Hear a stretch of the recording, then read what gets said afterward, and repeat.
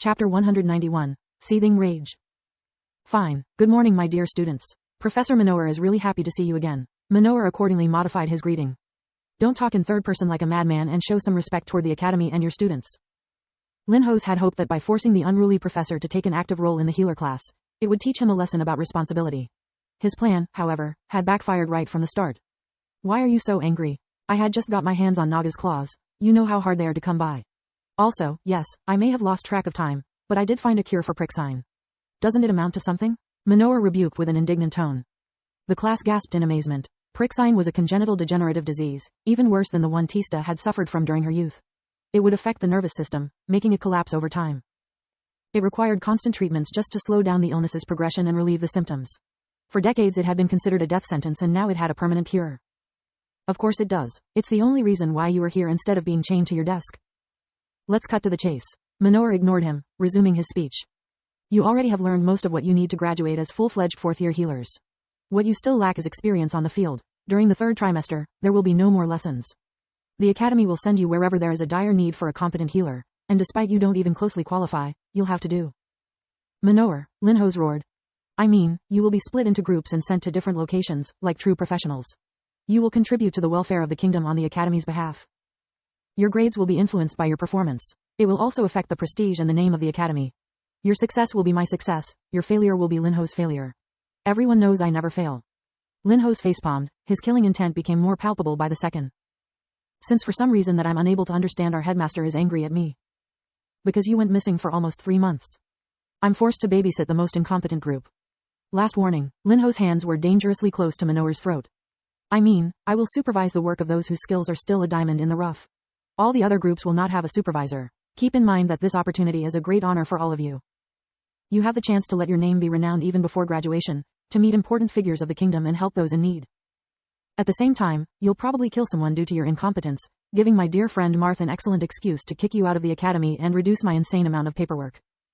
I'd never do such a thing. Marth warped in the class too. Also, it's completely different from the speech I wrote you. You had to encourage them to soldier up in the face of failure, telling them it's normal for a healer to lose a patient or make a wrong diagnosis. Before he could start an argument, Professor Marth took the lead. Remember, never listen to anything he says outside of the medical field. From today onwards, even if just for a few hours each day, you'll have the same role and responsibilities of an academy-sanctioned healer. The reason you'll be split into groups is to be each other's lifeline. Never be afraid to ask for help or to admit your mistakes. If you manage to graduate this year and the next one, countless lives will be in your hands. It's a heavy responsibility that not everyone is capable to shoulder. A strong spirit, wits, and talent are the minimum requirements to become a good healer. Go and make us proud. Marth's assistants handed to each group a list of patients they had to attend to before the end of the lesson. Each name was associated with a hospital, along with the instructions of how to reach it from the city's closest branch of the Mage Association. Lith's group belonged to the top percentile, so their list contained only sensitive names.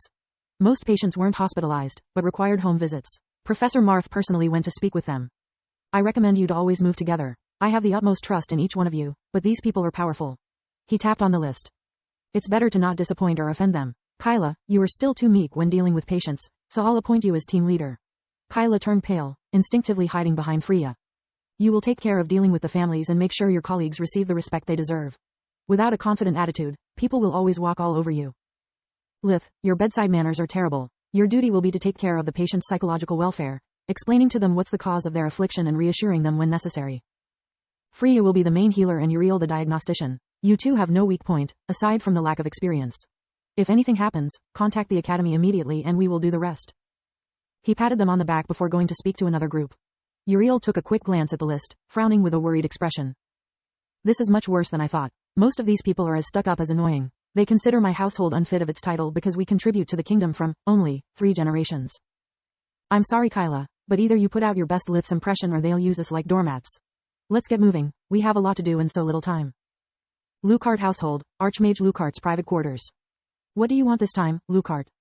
I need your help. This time you'd better pay attention. Velandiris is this close to finding proof of my connections with Hattern and the Candria's incident. Why should I care? The voice on the other side of the communication amulet was annoyed, like a teacher dealing with a spoiled child. Because if I go down, I'll drag you with me. After the plague's outbreak, all my plans are ruined. I have no reason to proceed against the White Griffin anymore, aside from your constant blackmailing me. Your plans have no chance of success without my help, and if they catch me red-handed I'll make sure we'll share the same cell. Don't you dare to threaten me, Lucart. I just need one word to get you killed. Do it and you'll suffer the same fate. I'm not stupid. I already made sure that if anything happens to me, recordings of all our conversations will be delivered to at least 50 royal constables. Not even you can stop all of them. From the other side came a crushing sound, like something big and heavy being destroyed. What do you want? The same thing I asked you the last time. Killed Dearest's son, I don't care how. How do I know I can trust your word? The voice oozed disgust. You can't, but know this. I'm preparing to leave the kingdom since the outbreak. My only problem is that with Dearest breathing down my neck it's taking too much time. I can't move too many assets or funds at once, or he will notice. If you do this last favor for me, I'll get out of your hair forever and leave you everything you need to reach your goal. You are a lucky man, Lucart. The voice seemed to calm down. Uriel Dearest has just left the academy. I know where he will be for the next hours. If he is outside the academy, I can take care of him myself. Just give me his coordinates. Your gift for failure has long stopped amusing me, Lucart. You can't be trusted with picking your own nose. I'll send my own men. You focus on packing your stuff. You are likely to screw that up too, but at least there shouldn't be casualties. The group's home visits went smoothly. They were still students after all. Marth would never burden them with a task above their skills. The challenge wasn't curing diseases, rather to learn how to find the way in an unknown environment and to deal with the patients. Their first destination was Vinia, a beautiful city built around a small lagoon. The uptown district was crescent-shaped, so that every mansion would be overlooking the sea. Water separated the city blocks, forming canals that could be crossed either by boat or using one of the many stone bridges. The group had almost reached the address, yet Kyla was walking behind the others, fiddling with her hair and rehearsing all the introduction lines she could think of over and over. If she doesn't snap out of it, we'll never finish our round in time. Sorry, little sis, but it's for your own good. Freya hated herself for what she was about to do, but she couldn't stand her best friend always being so passive. You know, Lith, this city is quite a sight to behold. She waved her hand, encompassing the clear blue sky and the lagoon's crystal clear water. Only if you like humidity and scavenging birds raining death from above. He grumpily replied while dodging the birdpo asterisk page that paved most of the way. If it wasn't for the lack of gondolas, this city would remind me of Venice. Lith thought, not to mention that on Earth pigeons' droppings aren't as big as an omelette. The birds plaguing the lagoon closely resembled seagulls, but their size was akin to a pelican. It's a pity that Floria can't enjoy this view. Freya ignored his remark, keeping her eyes on Kyla's reaction.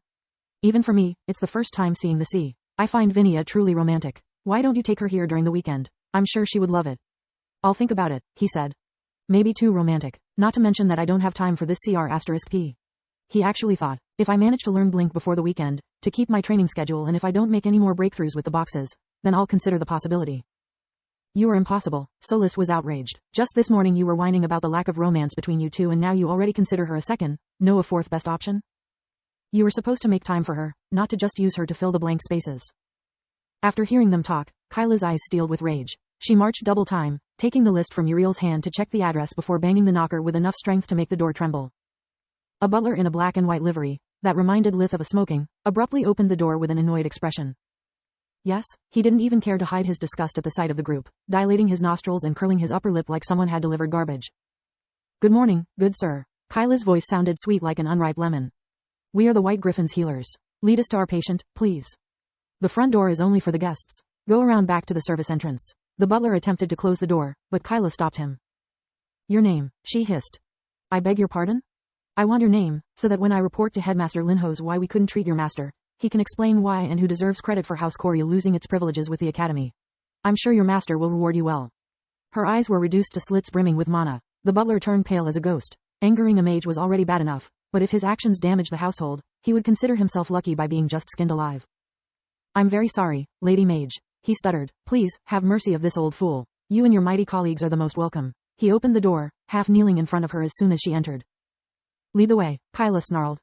That day, more than one butler who dared to disrespect them, become unable to even meet her gaze or speak to Kyla without bowing first.